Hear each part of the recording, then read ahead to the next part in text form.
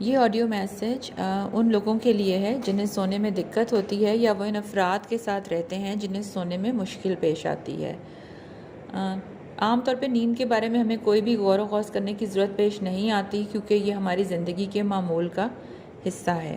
اس کے برعکس جن لوگوں کو اچھی نیند نہیں آتی، جو وقت پہ سو نہیں پاتے، ان کے لیے ایک اچھا خاصا مسئلہ بن جاتی ہے۔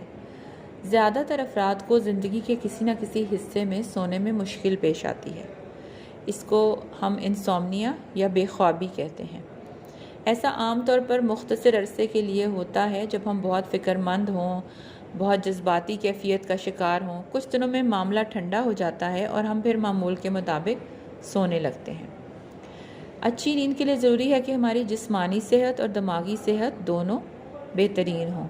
اگر اچھی نیند مسلسل نہیں آتی تو اس کے اثرات ہمارے ذہن اور ہمارے جسم دونوں پر ظاہر ہونے لگتے ہیں۔ نیند کیا ہے؟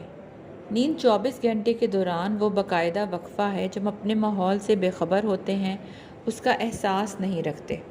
یہ وہ ٹائم ہے جس میں ہمارا جسم اپنی ریپیئر کرتا ہے۔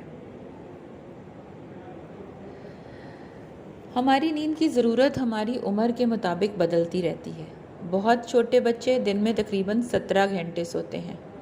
ذرا بڑی عمر کے بچے دن میں تقریباً 9 یا 10 گھنٹے سوتے ہیں، جبکہ عام جو بالغ افراد یعنی اڈلٹس ہیں، ان کی سلیپ ریکوائرمنٹ 7 یا 8 گھنٹے ہوتی ہے۔ زیادہ بڑی عمر کے لوگوں کو بھی نیند کی اتنی ہی مقدار چاہیے ہوتی ہے۔ عام طور پہ گہری نیند دن جو رات کا جو 3 یا 4 پہلے گھنٹے ہوتے ہیں ان میں آتی ہے۔ اس کے بعد آنکھ کھل جاتی ہے، انسان اٹھ کر واش روم چلا جاتا ہے، پھر دوبارہ سو جاتا ہے۔ عمر کے بڑھنے کے ساتھ ساتھ نیند سے بیدار کرنا آسان ہو جاتا ہے اور خواب بھی کم ہو جاتے ہیں۔ کچھ افراد 3 سے 4 گھنٹے سو کر بھی گزارا کر لیتے ہیں۔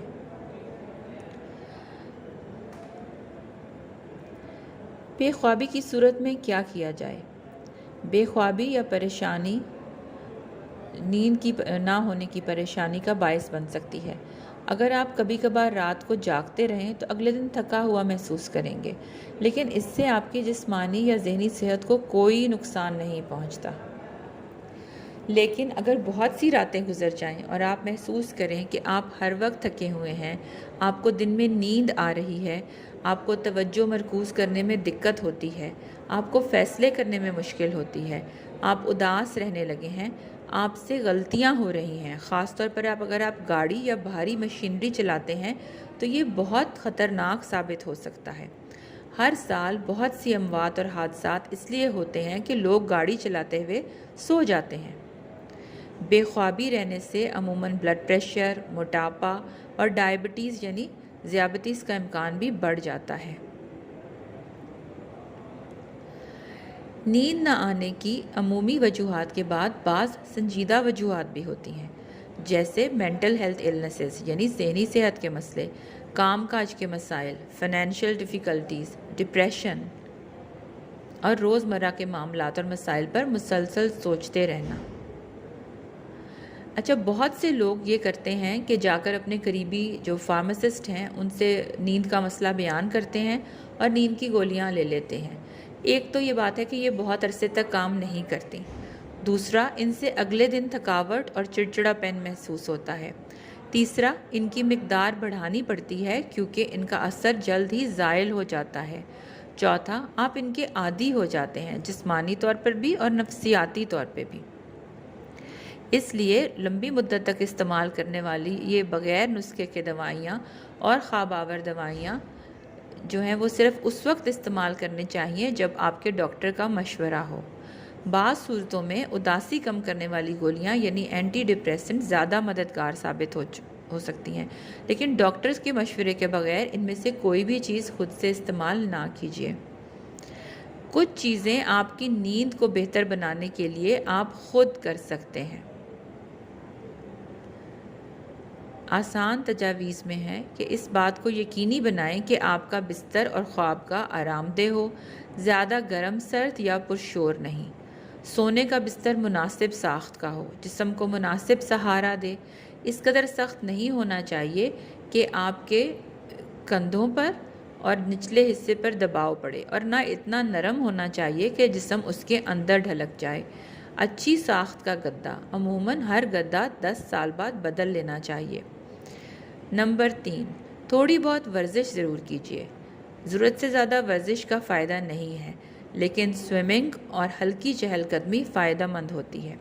ورزش کے لیے سب سے اچھا وقت دن کا ہوتا ہے، عام طور پر سپہر کے آخر میں یا شام کے شروع میں۔ رات میں ورزش کرنے سے نیند میں مداخلت ہو سکتی ہے۔ سونے سے کچھ وقت پہلے آرام کیجیے۔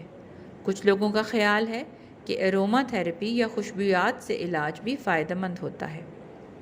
اگر آپ کے ذہن پر کوئی چیز سوار ہے اور اس کے بارے میں فوری کچھ نہیں کر سکتے تو اسے کاغذ پر لکھ لیجیے اور فیصلہ کیجیے کہ کل اس کے بارے میں سوچوں گا اور حل تلاش کروں گا۔ اگر آپ کو نیند نہیں آ رہی تو اٹھ کر کوئی ایسا کام کیجیے جس سے آپ کو سکون ملتا ہے، جیسے پڑھنا، ٹی وی دیکھنا یا ہلکی موسیقی سننا۔ جب تھوڑی تھکاوٹ محسوس ہونے لگے تو پھر نیند کے لیے کوشش کیجیے۔ کچھ چیزیں ایسی ہیں جن سے بچنا چاہیے، یعنی نہ کرنے کی چیزیں۔ لمبے عرصے کے لیے نیند نہ آنے کو نظر انداز مت کیجیے۔ جب نیند آ رہی ہو سونے کی کوشش کریں۔ ایک معمول بنائیں، روزانہ ایک ہی وقت پر بیدار ہوں، چاہے آپ تھکے ہوئے کیوں نہ ہوں۔ وہ لوگ جو دیر سے سوتے ہیں اور پھر دیر تک سوتے رہتے ہیں، ان کی نیند کا ٹھیک ہونا اور رات میں ہونا مشکل ہو جاتا ہے۔ تو صبح اسی وقت پہ اٹھیں جو آپ کا معمول ہے۔ کیفین جسم میں چائے یا کافی پینے کے کئی گھنٹے بعد تک موجود رہتی ہے۔ سپہر کے بعد چائے یا کافی مت پیجیے۔ کوئی گرم مشروب پینا چاہیے، جیسے دودھ یا کسی اور جڑی بوٹی سے نکالا ہوا مشروب جو کیفین فری ہو۔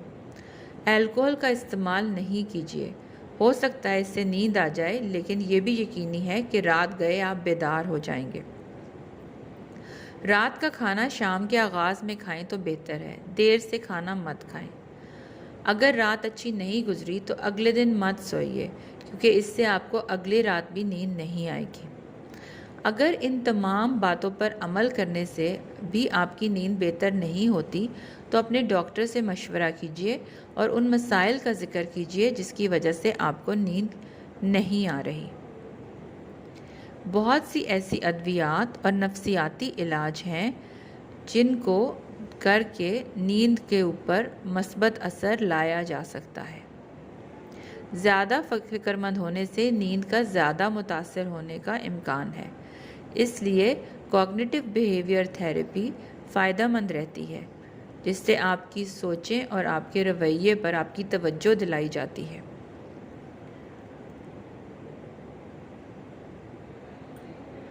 نیند کے اس کے علاوہ بھی بہت سے مسائل ہیں جن کے لیے اپنے ڈاکٹر سے رابطہ کرنا فائدہ مند ہے، جیسے زیادہ سونا، نارکولیپسی، دن کے وقت غنودگی، سلیپ ایپنیا یا سوتے ہوئے سانس کا بند ہو جانا، نیند میں چلنا، رات میں دہشت زدہ ہو جانا جسے نائٹ ٹیررز کہتے ہیں، ڈراؤنے خواب آنا، ریسٹلیس لیگ سنڈروم جس میں ٹانگوں میں بے قراری کی وجہ سے نیند نہیں آتی ہے۔